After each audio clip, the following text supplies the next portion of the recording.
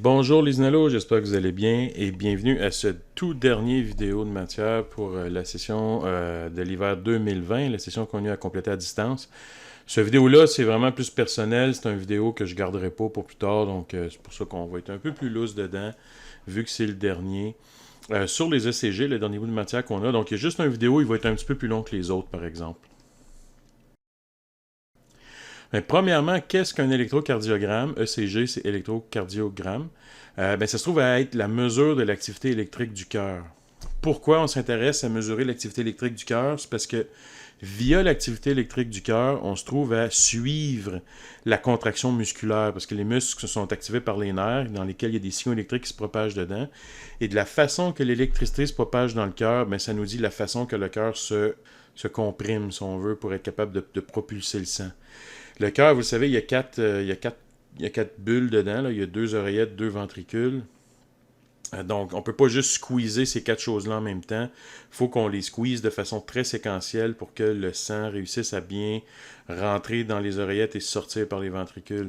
Un exemple que j'aime donner, je sais pas si vous êtes capable de faire l'image, c'est imaginez vous tenez un tuyau mou puis que vous voulez pomper l'eau de gauche à droite dedans. Vous ne pouvez pas juste squeezer vos deux mains sur le tuyau si vous le tenez. Il faudrait par exemple squeezer la main gauche et après la main droite en relâchant la main gauche et en faisant ce mouvement-là à répétition, vous seriez capable de pomper l'eau de gauche à droite. Le cœur, c'est pareil, il ne peut pas juste se contenter de se comprimer. Il faut qu'on commence par comprimer les oreillettes pour que ensuite les ventricules se contractent. Donc, ce qu'on mesure, et de la façon que le cœur fonctionne, ça, c'est la bio qui l'a couvert. Moi, je vais juste vous en parler rapidement. Ça se trouve à être les ions calcium et potassium plus qui sortent des cellules pour s'en aller vers l'avant. Fait que si on enlève des ions positifs, ça veut dire qu'en arrière, il va rester des ions négatifs. C'est pas vrai qu'il y a des nouvelles charges qui apparaissent dans le cœur, c'est juste qu'ils se déplacent. Et ça, quand on envoie des charges positives, quand on sépare les charges positives des charges négatives, c'est ça qu'on appelle un dipôle électrique. Dipôle pour deux pôles, un pôle positif, un pôle négatif.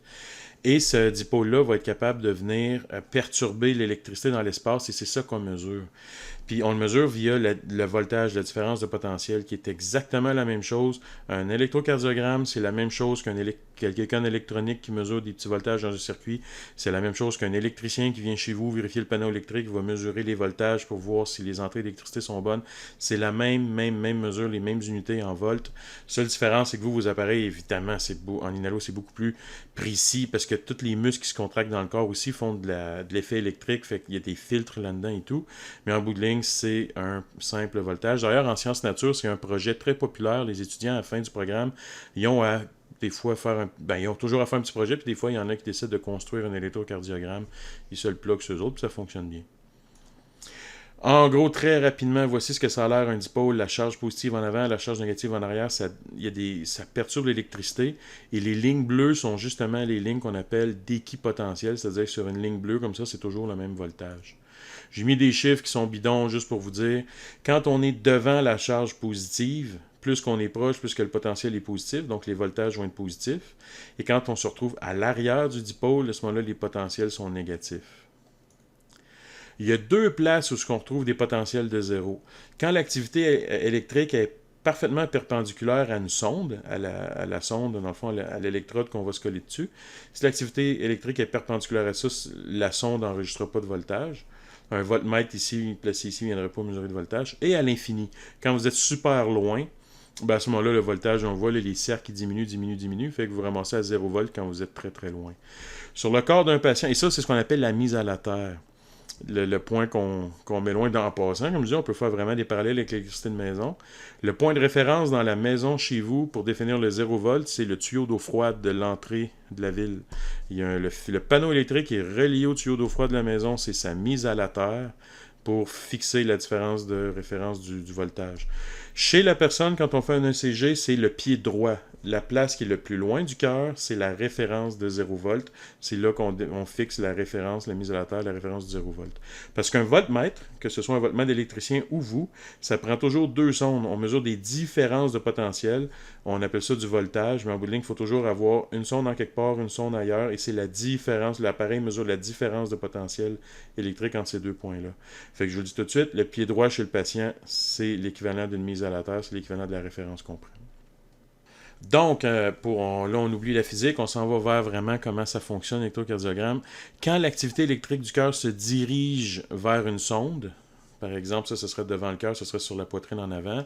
Mais ici, ça va faire un pic positif sur la lecture de l'ECG. Mais au fur et à mesure que l'activité ne pointe plus directement vers cette sonde-là, on va tomber à zéro. Ici, c'est un graphique que j'ai volé sur Internet. Là, ça, c'est juste pour dire qu'ils n'ont pas oublié de mettre la ligne, c'est vraiment zéro. Et si l'activité électrique s'en va dans la direction opposée de votre électrode, qui est souvent... La mise à la terre, on l'appelle souvent moins, puis ici, la sonde qui mesure, on l'appelle plus, c'est une convention d'électricité qui est importante. À ce moment-là, on voit qu'on tombe dans les valeurs négatives. Et là, si ça se dirige complètement à l'opposé de votre sonde de mesure, ça va faire un pic négatif sur le CG. Voici, juste pour vous dire, une mesure d'électrocardiogramme. On voit les pics apparaître. Le but principal du vidéo d'aujourd'hui, c'est de vous expliquer ce que chacun de ces pics-là veut dire. Puis ce qu'il représente dans l'activité électrique du cœur. Voici un petit peu de bio. Il faut le savoir, donc je m'attends à ce que vous connaissiez ces termes-là. Je vais les utiliser dans la présentation aujourd'hui. Sauf que moi, le nœud sinusal, qui est aussi le sinuso-auriculaire, je vais l'appeler le nœud SA. Puis le nœud auriculo-ventriculaire, je vais l'appeler le nœud AV. Ça, c'est de là que tout part. C'est de là que l'activité électrique part. Et vu que les oreillettes doivent se comprimer en premier, l'électricité va partir d'ici et va s'en aller, donc en passant à travers toutes les oreillettes, mais la direction moyenne, si on veut, c'est du nœud ici, SA, vers le nœud AV, qui est ici entre la section des oreillettes et la section des ventricules. Ici, il va y avoir une pause volontaire dans l'activité cardiaque pour permettre au sang de passer des oreillettes aux ventricules. Ça prend cette pause-là, sinon on a un problème, le sang, comme je dis, ne circulera pas comme il faut. Ensuite, un coup que les valves se sont refermées, tout est bien, si le cœur est bien, il est fait pour fonctionner comme ça. Un coup que ça part, nous autres, on veut que les ventricules contractent à partir du bas, parce qu'on veut que ça pompe ici le sang vers le haut pour s'en aller dans ces artères-là, ici. Là, c'est, je pense, veine d'un bord, artère de l'autre, en tout cas. Vous savez ces choses-là mieux que moi. Donc ici, l'électricité va se diviser en deux faisceaux, qu'on appelle le faisceau de His. Il va y avoir la branche droite et la branche gauche. Et en bas ici, l'électricité va aller se subdiviser dans ce qu'on appelle un réseau de Purkinje. Je ne sais pas trop comment prononcer son nom, c'est quelqu'un de l'Europe de l'Est. Purkinje, c'est un réseau en bas ici de fibres qui vont envoyer l'électricité dans tout le muscle qui va faire en sorte que les ventricules vont pomper vers le haut. Donc je répète la direction de l'électricité du nœud SA au nœud AV. On marque une pause. Ensuite, rapidement, on descend rapidement et fortement avec une forte activité électrique. On descend en bas et on vient envoyer l'électricité dans les deux côtés ici. Le côté droit du cœur est responsable de faire l'échange de sang avec le poumon. En revanche, le côté gauche, il est responsable d'envoyer ça partout dans le corps. Fait que ce ventricule-là, son activité électrique est plus importante que l'activité du côté droit du cœur. Fait qu'à cause de ça, c'est surtout elle qui va être enregistrée sur les ECG. Elle écrase, dans le fond, celle de l'autre côté. Voici, je voulais vous l'expliquer avant, voici, j'ai trouvé ça sur Wikipédia. Ça se trouve être une animation. Le cœur, il est mal orienté, mais ça, c'est pas grave. Donc, on voit que ça part du nœud SA, ça va au nœud AV, il y avait une pause, donc SA. Puis là, ensuite, rapidement, ça descend le faisceau de His et ça s'en va se propager dans le réseau ici de Purkinje en bas là. Fait qu'on voit que ça vient retracer. Il va y avoir un dernier pic qui va servir dans le fond à... Parce que là, toutes les ions positifs se sont en allés par en avant. Et là, à la fin, on se ramasse avec des plus en avant, des moins en arrière. Fait que ça va se repolariser, ça va se replacer dans le fond. Un petit peu comme faire reset pour qu'on soit capable de faire la prochaine contraction cardiaque. Voici plus en détail comment ça fonctionne. C'est la petite activité que je viens de vous montrer. On va appeler ça le cycle cardiaque. Ça va s'appeler le cycle PQRST. P, dans le fond, c'est la première activité électrique qui vient représenter la contraction des oreillettes après le déclenchement du nœud SA. Donc, l'activité des oreillettes, c'est l'enregistrement de l'onde P ici, cette activité électrique-là. Ensuite, le nœud AV va se déclencher après une petite pause pour que le sang passe, qui passe des oreillettes jusqu'au ventricule. Et le complexe QRS, c'est tout ce qui se passe dans les ventricules. Le gros pic, généralement, c'est l'activité, la grande descente qu'il y a ici. C'est elle qui est assez forte électriquement et elle va afficher normalement un gros pic sur votre lecture ECG. Ensuite, une autre pause et le T, l'onde T. Des fois, il y a même une onde U, mais ça, on n'en parlera même pas. Mais pour vous dire, même des fois, elle est inversée et c'est pas grave, mais pour vous dire que l'autre onde qui arrive à la fin, l'autre boss, c'est la repolarisation du cœur. Donc, P les oreillettes, QRS les ventricules et T, éventuellement U, très rarement, la repolarisation du cœur. Et le 2 déclenchements des nœuds ici. On va parler des ECG à 12. On va parler des ECG à 12 dérivations, mais je vous explique plus tard exactement où où vont se trouver les sondes. Sachez que ça, c'est une vue du cœur, mais comme du dessus, donc comme si on regardait au-dessus de la tête de quelqu'un. V1, à ce moment-là, la dérivation V1 est pas mal au devant du corps, tandis que V6 est presque en dessous du bras gauche. Les 12 dérivations, ça se trouve être 12 points de vue qu'on se donne pour être capable de bien mesurer l'activité cardiaque de quelqu'un. Je vous redonne cet exemple-là plus tard. C'est comme une voiture qu'on veut s'assurer que tout est beau avec une voiture. Quand on achète une voiture usagée, par exemple, on veut s'assurer qu'il n'y a pas de gratineux, mais on se donne plusieurs points de vue pour être capable d'avoir la meilleure analyse possible. Puis ici, on s'en donne 12 points de vue dans un ECG traditionnel. Mais il y en a de toutes sortes, là. Ça, c'est vos profs de cardio qui vont vous le dire, mais je pense qu'il y a même des ECG à 18 dérivations. Il y en a des plus petits à 3 dérivations, mais le standard, a priori, quand on demande un ECG, là, vraiment, un ECG, c'est 12 dérivations. Donc, voici ce que ça va donner sur V1 et V6. Par rapport à V1, dites-vous que quand l'activité électrique se dirige vers V1, c'est positif. Quand elle s'éloigne de V1, c'est négatif. Puis si c'est perpendiculaire, ben il n'y a rien pantoute. Fait que voici, le nœud, j'ai pas fait la première partie ici, dans le sens que le ventricule va faire 2 bosses dans les deux cas pour V1 et V6, parce qu'on se dirige partiellement vers ces deux électrodes-là. On va plus regarder en détail le complexe QRS, qui est le complexe qui correspond à ce qui se passe dans les ventricules. Fait que par rapport à V1, la première activité qui se passe, on part du nœud AV puis on descend. Donc c'est pour ça que sur V1, on voit que vu que l'activité se dirige vers V1, ben, ça fait un pic qui est positif. Et dans un deuxième temps, quand ça va tourner comme ça va s'éloigner de V1, donc ça fait un pic ici négatif. Et l'onde après, c'est juste pour la repolarisation. Si on prend la même affaire, mais par rapport à ce que V6 voit, juste dans les ventricules ici. Donc, premièrement, le nœud AV est un petit peu à droite ici. Donc, il y a un tout petit coup qui se donne à gauche. Donc, c'est pour ça qu'il y a une toute petite descente. Par rapport à V6, on s'en éloigne. Ensuite, tout ce grand mouvement-là s'approche de V6. Je vous le répète, c'est sûr que ça va dans les deux côtés, mais ce côté-là du cœur est dominant par rapport à lui, fait qu'il écrase ce qui se passe dans l'autre ventricule. C'est pour ça qu'on regarde on prend juste le bout qui tourne à gauche, dans le fond.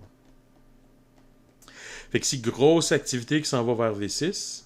Mais le dernier petit bout ici, si vous le regardez, il s'éloigne un tout petit peu de V6, vraiment presque rien. C'est pour ça qu'il y a une toute petite descente à la fin qui donne le cycle QRS pour V6.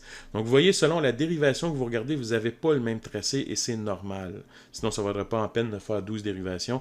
Chacune des dérivations vous donne de l'information précise. Comme par exemple, si ce dernier bout-là avait été absent, le bout qui remonte, ben V1 ne l'aurait pas détecté parce que V1, je veux dire, on fait juste, ici on s'éloigne de V1, peu importe si on s'éloigne beaucoup ou peu, ça ne change rien.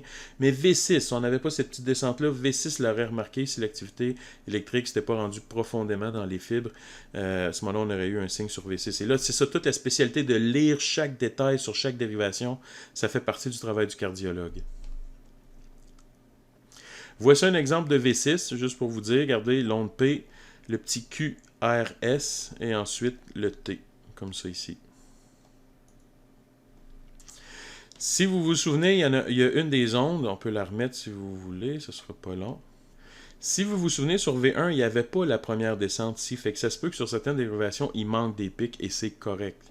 Ça se peut que ce soit pas correct, mais il ne faut pas s'attendre à avoir toujours P, Q, R, S, T sur chacune des dérivations.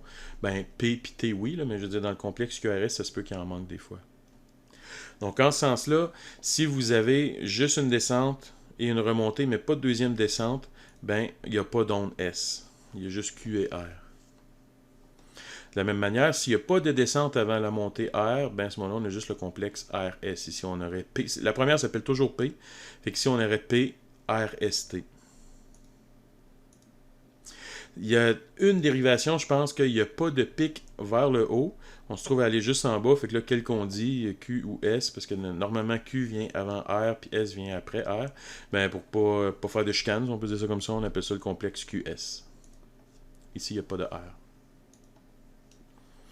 Sachez que le papier millimétré qu'on utilise, c'est plus du papier millimétré, c'est plus imprimé. À ce temps, c'est tout à l'ordinateur, mais la convention de la disposition du graphique, elle reste la même.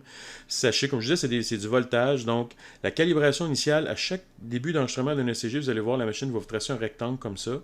Mais ce rectangle-là correspond à 1 millivolt. Pour l'échelle de temps, donc ici, vu que c'est 1 millivolt, bon, on s'attend à ce que généralement ici, c'est 0,5 millivolts qu'on a là.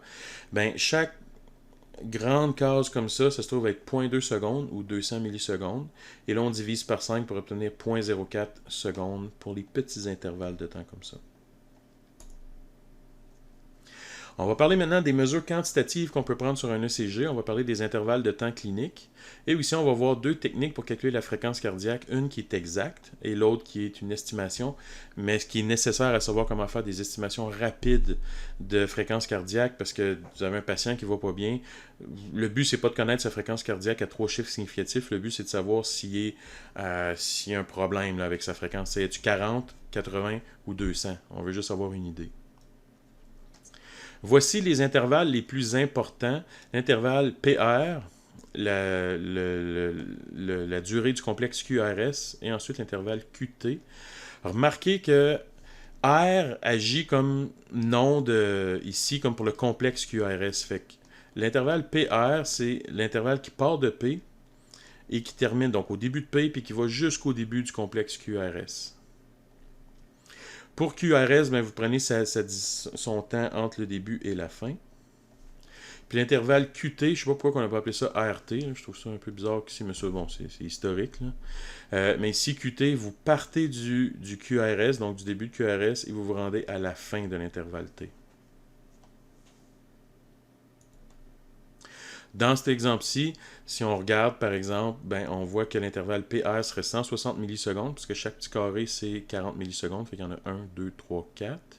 Ici, ce serait 120 millisecondes, parce qu'on a 40 millisecondes x 3. Et on peut faire le même raisonnement pour le troisième. Je vous laisse le vérifier que ça donne 440 millisecondes. Ça, il y a des valeurs attendues selon l'âge, le sexe, la race, tout ça.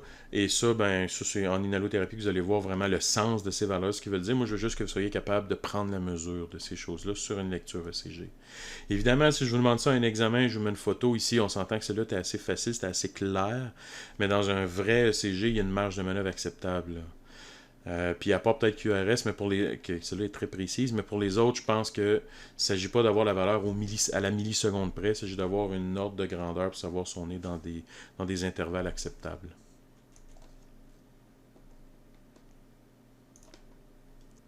Notez finalement qu'il y a un autre intervalle qu'on mesure, qui est l'intervalle RR. R ici faisant référence au plus gros pic du complexe QRS. Donc ici, ça donne qu'il est vers le haut, mais si c'était juste QS qui est par en bas, vous auriez pris QS, puis ça aurait quand même été l'intervalle RR. Ça va être utile pour déterminer la fréquence cardiaque. Si vous voulez vous pratiquer, vous pouvez mesurer tous les intervalles que je vous ai présentés à la page précédente. Je vous donne les réponses ici. Vous devriez obtenir ces valeurs-là pour les 3 intervalles. Les 4, en fait, si vous comptez RR aussi. Sachez que vous n'aurez peut-être pas exactement ces valeurs-là, parce que ça, c'est les valeurs qui ont été prises automatiquement par l'électrocardiogramme. Et lui fait une moyenne sur plusieurs cycles cardiaques. Ici, on en a juste 3 qui est illustré. Fait que si vous n'avez pas exactement ces valeurs-là, c'est pas grave. Mais si vous avez un facteur 2, c'est parce que vous vous êtes trompé, c'est certain. Là. Ouais. Et le RR sert vraiment à venir mesurer la fréquence cardiaque. Je vous explique comment ici. Donc, pour trouver la fréquence cardiaque, ça nous prend la période T, c'est-à-dire le temps entre 2 battements cardiaques. Et ça va nous donner, si vous voulez, le nombre de secondes que ça nous prend pour accomplir un cycle. La fréquence, c'est l'inverse. C'est le nombre de battements ou de cycles qu'on accomplit par seconde. Fait qu'à partir de la période, il faut juste l'inverser, donc faire 1 divisé par la période, et ça nous donne la fréquence. Ensuite, si on veut obtenir la fréquence non pas en battements par seconde, généralement on parle de fréquence cardiaque en battements par minute, mais on fait juste x 60 à la fin, c'est tout. Voici un exemple. Dans l'exemple ici, vous aviez un intervalle RR de 741 millisecondes. Voici comment le traiter. Donc 740 millisecondes, c'est la même chose que 0.741 secondes. Vous inversez ça pour obtenir le nombre de battements que vous avez par seconde. Donc vous avez 1.35 battements par seconde. Et à la fin, vous multipliez par 60. Ça vous donne le nombre de battements que vous avez par minute. Fait que nous, le calcul aurait donné 81 ici. Mais si vous regardez, dans le fond, l'ECG automatique, lui, il avait calculé 80. Mais comme je vous dis, tout ce qui s'est passé, c'est que lui, c'est basé sur plusieurs cycles ici, pas juste 3 battements, mais peut-être une vingtaine de battements. Et il a fait une moyenne qui est juste un peu meilleure que nous. On s'entend 81-80, ça change. C'est aucunement ça qui va changer votre traitement du patient. 80-81, c'est parfait comme battement cardiaque. Si c'est 200 ou 201, ben c'est bien trop. Puis si c'est 41 ou 42, ben c'est trop bas. Fait que c'est pour ça, c'est pas une affaire de 1 BPM là, qui va faire une différence. Pour vous pratiquer, voici des exemples. Je vous demande de calculer à partir du schéma qui est là. Vous pouvez trouver l'intervalle RR et ensuite trouver la fréquence. J'ai quelques petits exemples pour vous. Donc je vous laisse le faire et je vous affiche les réponses. Rappelez-vous, chaque gros carré vaut 0.2 secondes et chaque petit carré vaut 0.04. Fait que si on voit qu'il y avait vraiment deux gros carrés, ce qui fait un temps de 0.4, 2 fois 0.0, 2 fois 0.2. Et ensuite, ben ça fait une fréquence cardiaque de 150. Prochain exemple, l'intervalle AR, on voit que ça correspond à 3 intervalles ici. 0.2 fois 3 qui va donner 0.6. Et un coup, vous faites 1 divisé par 0.6 fois 60, ça va vous donner 100 BPM. Voici maintenant comment calculer rapidement des fréquences cardiaques. Dans le fond, prenez un RR de référence. Ici, j'ai fait exprès, je l'ai mis parfaitement sur une grande ligne, mais il ne serait pas nécessairement. Et ensuite, si vous vous rendez, si le prochain RR il est un grand carré plus loin, c'est 300. 2 carrés plus loin, c'est 150. 3 carrés, c'est 100 et 75, 60, 50. Répétez-vous ça dans la tête parce que c'est bien de le savoir par cœur pour être capable d'estimer très facilement des fréquences cardiaques. Donc 300, 150, 100, 75, 60, 50.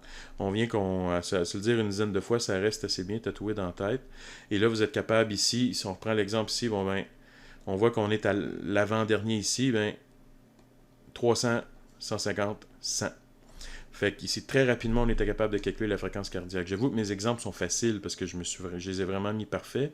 Mais là, si vous arrivez entre les deux, vous pouvez faire la moyenne. Donc, par exemple, si le pic avait été vis-à-vis le grand ici, vous auriez eu 300, 150. Et là, vous êtes entre 100 et 150. Ben, vous êtes autour de 125.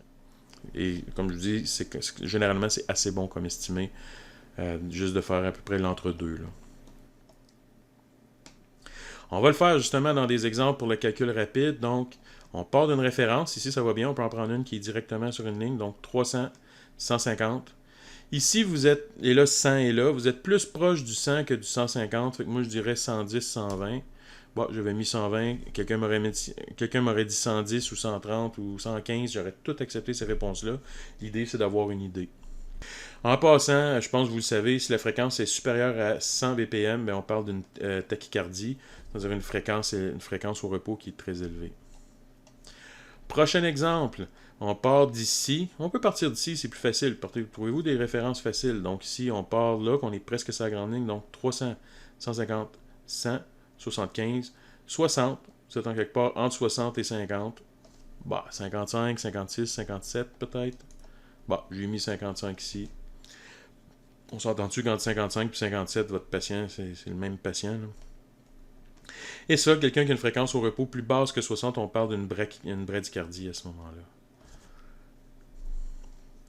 Dernier cas, si je demande d'estimer la fréquence de ça ici, ben vous remarquez, la fréquence, il y a des arythmies ici.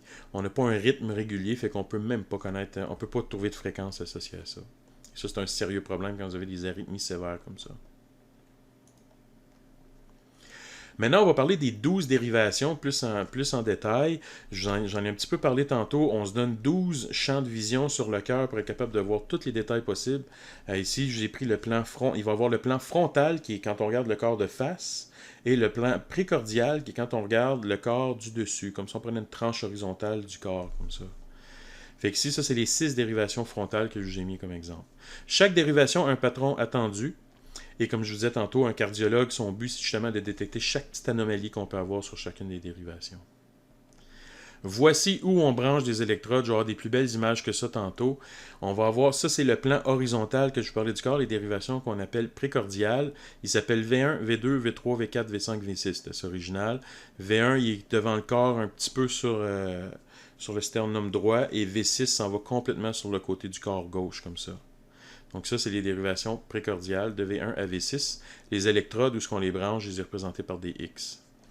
Ensuite, par les plus, on vient avoir on branche au bras droit, au bras gauche, on peut le mettre au poignet, on peut le mettre à l'épaule, ça ne change rien où ce qu'on le met précisément ici.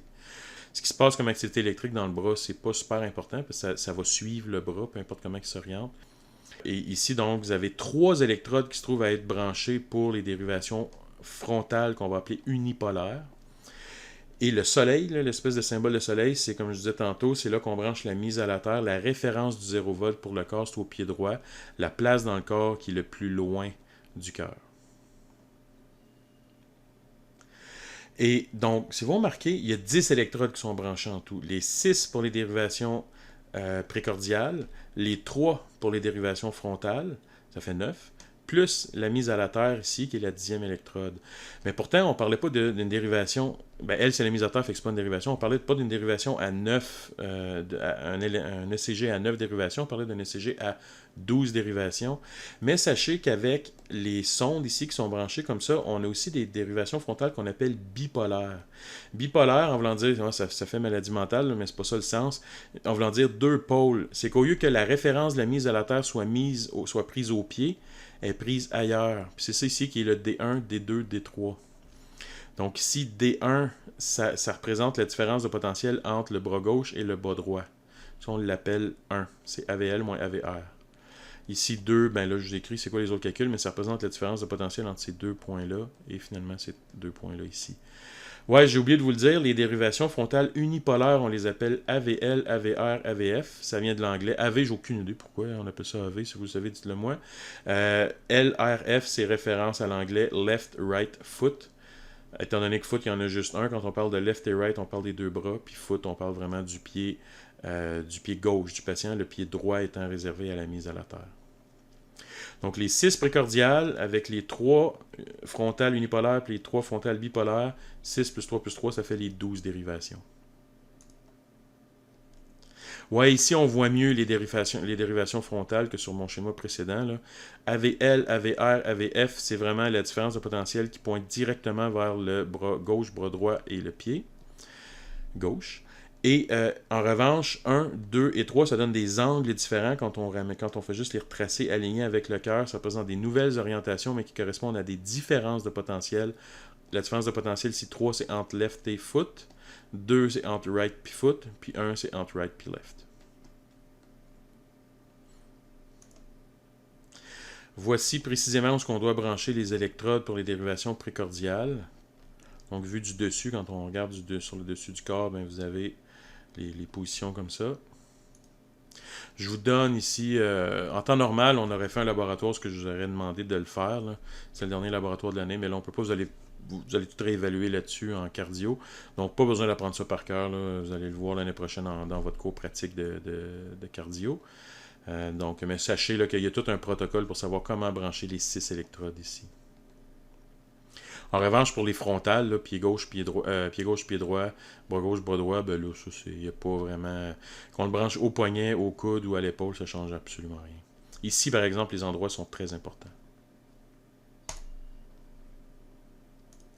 Donc, en résumé, ECG à 12 dérivations, c'est comme ça qu'on branche les sondes. Il y a le plan frontal, qui est assuré par 3 électrodes. Le plan précordial, qui est assuré par 6 électrodes, plus une électrode de mise à terre au pied droit. Ça fait les 10 électrodes à brancher pour un ECG. Voici donc comment est-ce que, quand vous faites un test ECG, une lecture ECG à quelqu'un, voici ce que vous allez obtenir comme résultat une fois imprimé. Donc, vous avez des dérivations frontales qui sont à gauche, 1, 2, 3, AVL, AVR, AVF. Les dérivations précordiales qui sont à droite. Et pour des raisons historiques. Et remarquez, je vous avais parlé là, de la référence ici, qu'on vous dit c'est quoi la hauteur de référence en échelle de voltage, mais généralement, on s'en préoccupe pas trop. Et finalement, pour une des raisons historiques ou d'autres raisons que je ne connais pas, c'est la dérivation 2, qui est une dérivation bipolaire frontale. C'est elle qui est utilisée en référence. On l'illustre en bas sur plusieurs cycles pour s'assurer qu'il n'y a pas d'arythmie. Donc, on est vraiment capable de suivre plusieurs battements cardiaques, s'assurer qu'il n'y a pas un battement qui manque de temps en temps. C'est pour ça qu'on illustre la 2 en bas sur un long terme. Mais si vous remarquez, la 2 qu'il y a ici et la 2 qu'il y a ici, c'est exactement la même chose. Donc, dérivation 2 pour identifier les arythmies. Je vous montre tout de suite, juste pour finir, une petite pathologie qui est comment est-ce qu'on est capable de détecter une pathologie à partir d'une lecture ECG. Ici, on va faire un bloc de branche droite. C'est comme si ici, il y avait un problème de conduction électrique dans le bloc de branche droite ici. Qu'est-ce que ça va avoir comme impact sur l'ECG? Souvent, ce qui arrive quand il y a un bloc de branche, c'est que l'électricité passe très difficilement, soit qu'il y a comme des lésions ou quelque chose comme ça dans le nerf qui fait que ça passe pas vite. Et à ce moment-là, mais il passe quand même un peu, mais ce qui va arriver, c'est qu'il va y avoir un délai entre l'activité gauche et l'activité droite. Normalement, l'activité à droite était écrasée par l'activité à gauche, mais là, c'est pas le cas. Fait que voici ce que ça fait comme look sur V1. On va juste regarder les impacts sur V1 et V6. Donc, premièrement, l'activité électrique descend. Ensuite, elle vient monter ici. Et dans un deuxième temps, il va y avoir l'activité qui se passe dans le ventricule droit et ça va redescendre à nouveau. Je m'excuse, les animations ici n'étaient pas correctes, mais là, je vais vous l'expliquer. Donc, si vous regardez ce qui se passe avec V1, on a descendu vers V1, on s'est éloigné de V1 et on est revenu en descendant vers V1 un petit peu. Donc, ça fait un deuxième pic vers le haut ici pour V1, ce qu'on n'avait pas avant. Pour V6, ben, on a là encore la petite activité à gauche de rien. Après ça, la grosse activité qu'on avait tantôt. Mais l'activité qui va se passer à droite à retardement va faire afficher un autre pic en bas ici. Donc, on voit qu'il y a deux anomalies qui apparaissent à la fin, parce qu'il y a l'activité qui était normalement pas enregistrée à droite ici. Ça fait apparaître un pic positif sur V1 et ça fait apparaître un pic négatif à la fin sur V6. Deux choses qu'on n'avait pas. Donc, c'est ça l'exemple que je dis que des problèmes dans le cœur comme ça vont laisser des traces sur l'ECG et des différentes traces sur différentes dérivations. On voit que V1, pic positif, V6, c'est un pic négatif. Et c'est pour ça que des fois, c'est plusieurs combinaisons comme ça qui viennent confirmer c'est quoi le vrai problème, d'où l'intérêt de prendre plusieurs dérivations. Et sachez qu'il n'y a aucune dérivation qui en temps normal enregistre deux pics positifs pour le complexe QRS là, qui est propre au ventricule. À ce moment-là, s'il y a un deuxi'ème pic positif, on l'appelle R'.